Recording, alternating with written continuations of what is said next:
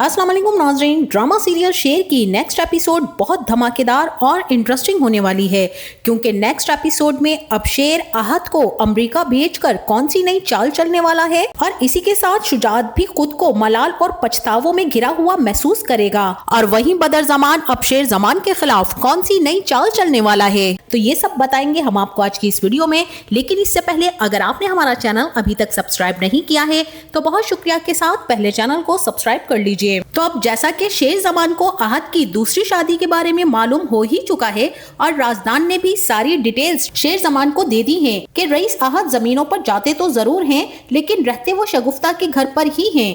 अब तो शगुफ्ता को घर भी बनाकर दे रहे हैं। शेर को इस बात से बहुत ही ज्यादा हैरत हुई, कैसे ये शख्स एक मुलाजमा के पीछे पड़कर अपनी अच्छी भली जिंदगी को बर्बाद कर रहा है। बहरहाल अब तो शेर के बाद तहमीना बेगम को भी इस बात का पता चल चुका है और वहीं दूसरी तरफ शेर भी अब बदर और आहत से उन्हीं के पैसे निकलवाने के चक्कर में लगा हुआ है कि किसी भी तरह करके बदर के अकाउंट से मिलियंस की रकम निकलवाई जा सके।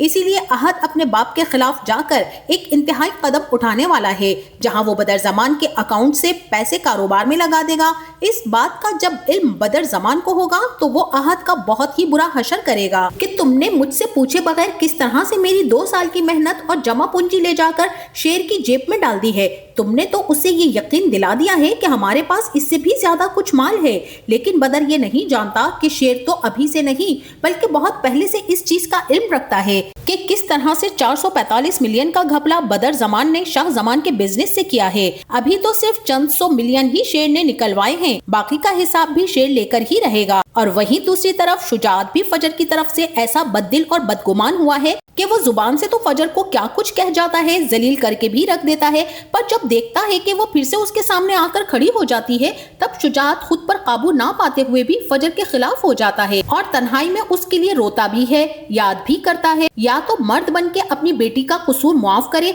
हकीकत को जानकर समझने की कोशिश करे, बजाय इसके कि फजर को कोसे या फिर खुद को अजियत दे।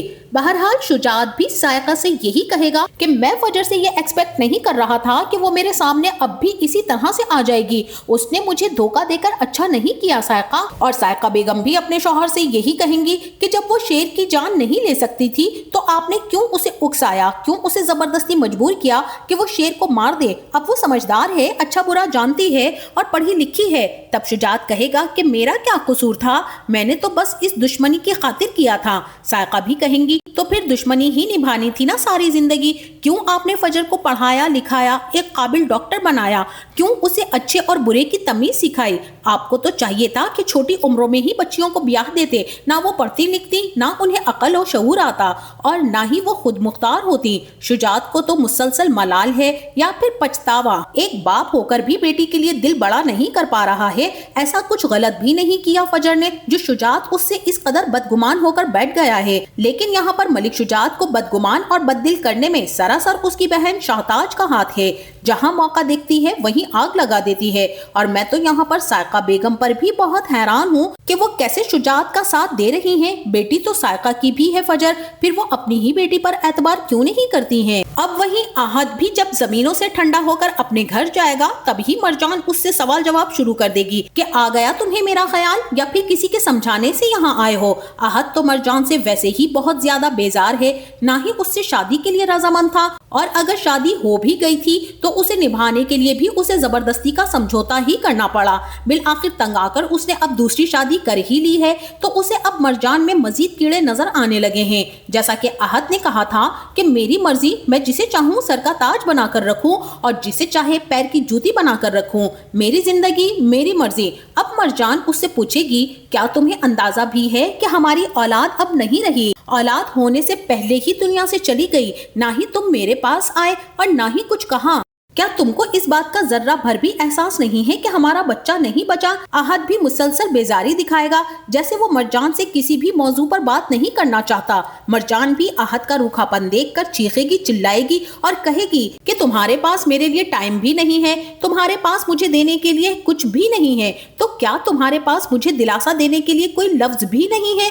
मरजान चीख चीख कर आहत को एहसास दिलाने की कोशिश करेगी कि हमारी औलाद नहीं रही, मगर आहत को मरजान की बात बात से कोई फर्क नहीं पड़ने वाला है। वो तो जैसे पीछा छुड़ाना चाहता है मरजान से, अब इसीलिए मरजान को रोता बिलखता छोड़कर चला जाएगा, क्योंकि अभी तो वो हवाओं में उड़ रहा है और बहुत जल्द ही अहद की दूसरी शादी का राज भी सब घर वालों के सामने खुल जाएगा। और अब इसी के साथ वहीं दूसरी तरफ शेर भी फजर से मिलने फिर से उसके हॉस्पिटल पहुंच जाएगा। अपनी मोहब्बत का दीदार करके उसे तस्कीन सी मिल जाती है, मगर फजर तो बहुत ही ज्यादा शेर से नाराज है। और अब यहाँ पर इसी हॉस्पिटल का एक पेशेंट बबल्स गन से खेलता हुआ शेर के पास आएगा और उससे कहेगा कि तुम आशिक हो। शेर कहेगा कि हाँ। तब वो पेशेंट कहेगा कि पागल हो जाओगे मेरी तरह। तब शेर उससे कहेगा कि मैं पागल ही था आपकी तरह, अब आशिक बन गया हूँ। और फजर शेर का ये जुमला सुनकर वहाँ से उससे बात किए बिना गुजर जाएगी और शेर बस फजर को देखता ही रह जाएगा। लेकिन फजर के चेहरे पर मुस्कुराहट जरूर आ जाएगी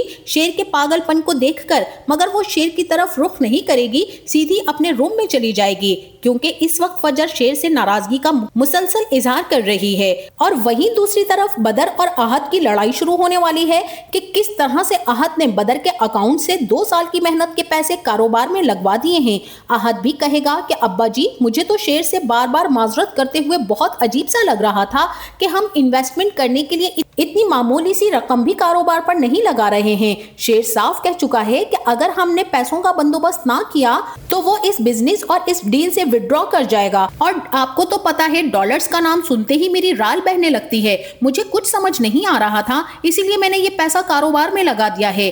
फहद तो ये सारी की सारी बातें सुनकर चीखेगा और कहेगा कि अगर अपना पैसा ही लगाना था तो शेर की जरूरत ही क्या थी हमें। और यहाँ पर बदर तो अपने बेटे की अकल पर मातम करते हुए खुद को कोसने देगा कि किस पर चला गया है ये मेरा निकम्मा बेटा, जरा भी बाप जैसी चालाकी होशियारी, बल्कि यूं कहना चाहिए कि शैतानी सिफत इस बेटे में नहीं आई है। अब अहद अपने बाप से यही कहेगा कि मैंने सोच समझकर पैसा कारोबार में लगाया है अब्बा जी, बस एक बार मुझे अमेरिका की सरजमीन पर उतरने दें, फिर देखिएगा कि किस तरह से डॉलर्स की बरसात होती है। अहद तो उंगलियां नचाकर बारिश की बूंदों की तरह बदर के सामने जैसे डॉलर्स की बरसात ही कर देगा और बदर भी डॉलर्स का नाम सुनकर इस कारोबार में हाथ डाल देगा। और वहीं दूसरी तरफ शेर भी एक मर्तबा फिर से काका साहब की खैरियत पूछने और उनसे मिलने के लिए हॉस्पिटल जाएगा, तो वहीं फजर भी वेटिंग एरिया में बैठी होगी। तब शेर फजर के पास ही आकर बैठ जाएगा। हालांकि जिस तरह से फजर ने शेर से पिछली मर्तबा हाथ जोड़कर रिक्वेस्ट की थी कि अब उसके पीछे मत आना और उससे दूर रहो, मगर शेर तो शेर है, वो कहाँ बाज आने वाला है। उसने तो फजर से कह दिया था कि मेरी जान तुम्हारी कर्जदार है, जिस दिन कहोगी तुम पर से वार दूंगा। इसीलिए फजर के पास ही शेर जाकर बैठ जाएगा और फजर शेर की ढिठाई, दीदा दुलेरी और उसके आशिकाना मिजाज को समझते हुए खामोश रहेगी। शेर ही फजर से उसकी खैरियत पूछेगा और कहेगा कि मैं काका साहब से मिलने ही आया हूँ, तुम्हारा पीछा नहीं करने आया। तुम नजर आ गई हो तो नजर फेर नहीं सकता, इसीलिए तुम्हारे पास ही सीधा चला आया। और फजर शेर से सवाल पूछते हुए कहेगी कि एक बात मानोगे।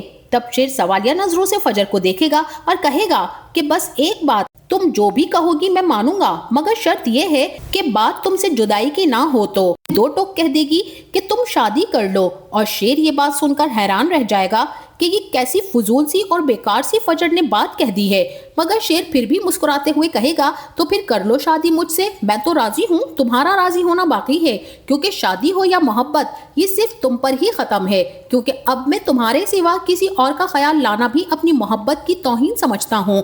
हाँ, अगर तुम ये चाहती हो कि मैं तुमसे शादी ना करूँ तो मैं तुम्हारी ये बात मान सकता हूँ, क्योंकि तुम अपनी जिंदगी के हर फैसले में आजाद और खुद मुख्तार हो। और वहीं शेर भी अब जब आहत को ऑफिस में इस तरह से खुश खुश देखेगा तो यही कहेगा कि अब तुम देखना कि कामयाबी की वो सीढ़ियां चढ़ोगे तुम कि कोई तुम्हारे करीब भी नहीं पहुंच पाएगा।